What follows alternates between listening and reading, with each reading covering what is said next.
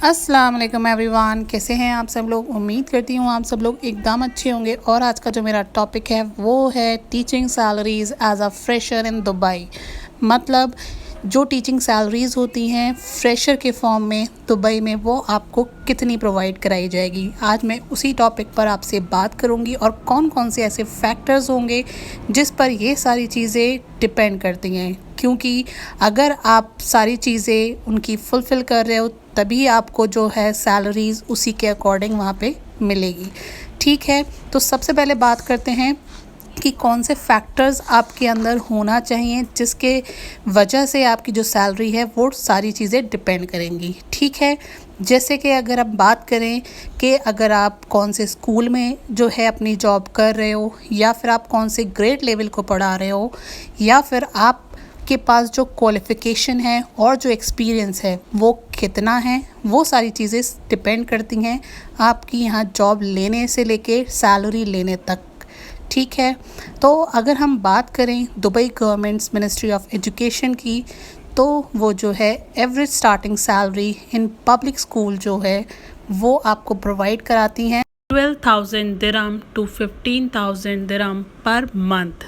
But ये सारी चीज़ें भी वेरी करती हैं depending on the specific subject. मतलब आपका क्या सब्जेक्ट आप पढ़ा रहे हो उस पर डिपेंड करती है, और आपकी क्या क्वालिफ़िकेशन है, क्या एक्सपीरियंस है, उस पर सारी चीज़ें डिपेंड करेंगी।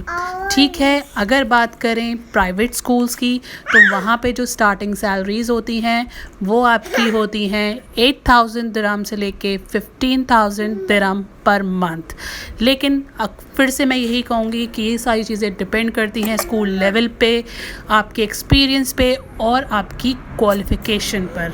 ठीक है, अब अगर बात करें कि हमारा दुबई आना सही रहेगा, अगर हमें इतनी सैलरी प्रोवाइड कराई जा रही है यहाँ पर, तो क्या हमें दुबई जाना चाहिए या नहीं जाना चाहिए, तो वो सारी चीज़ें भी डिपेंड करती हैं यहाँ की कॉस्ट ऑफ लिविंग पर। क्योंकि आपको पता ही है कॉस्ट ऑफ लिविंग जो है वो यहाँ की बहुत ज़्यादा हाई रहती है रिलेटिवली आपके कंट्री से। ठीक है, सो यहाँ पर चीज़ें इस तरीके से चलेंगी कि आपको सारी ओवरऑल कंपनसेशन पैकेज देखना पड़ेगा, इंक्लूडिंग आपका बेनिफिट, जैसे कि आपको हेल्थ इंश्योरेंस मिल रहा है या नहीं मिल रहा है, हाउसिंग अलाउंस मिल रही है या नहीं मिल रही है, या ट्रांसपोर्टेशन अलाउंस है आपके पास या नहीं है।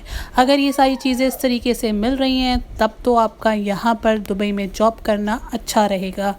ठीक है, अब अगर बात करते हैं कि अगर आप टीचिंग में इंटरेस्टेड हो दुबई में पढ़ाने के लिए, तब हम आपको यही रिकमेंड करेंगे डेट आपको यहाँ पे सारी रिसर्च करके आना चाहिए। सारे स्कूल्स और इंस्टीट्यूशंस पर जितने भी एक तरीके से पोर्टल्स पे जितनी भी आपको वहाँ पे या फिर उनकी वेबसाइट पर जो है आपको उनके बारे में पता चल जाएगा, सारे स्कूल्स और इंस्टीट्यूशंस के बारे में।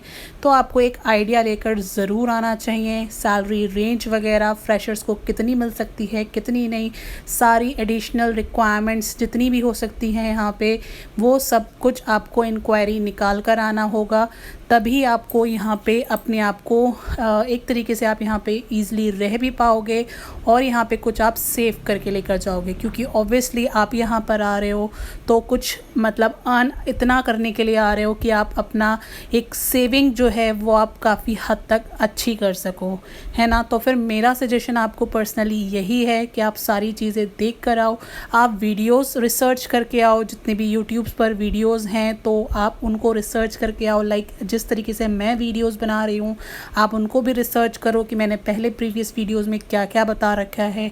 तो आप उन सब चीज़ों को अपने माइंड में पहले आप सेट करो, फिर आप उसको सारी चीज़ों को देखो अपने अकॉर्डिंग कि आप कहाँ तक क्या क्या चीज़ें कर सकते हो, और क्या ये सैलरी एज अ फ्रेशर अगर आपको मिल रही है तो वो आपके लिए सही है या नहीं है, ये सब कुछ आप पर डिपेंड करता है। ठीक है, तो आई होप आपको ये सारी चीज़ें मेरी समझ में आ चुकी होंगी, और अगर आप यहाँ पर आएंगे तो ज़रूर इस बारे में रिसर्च कर आएंगे।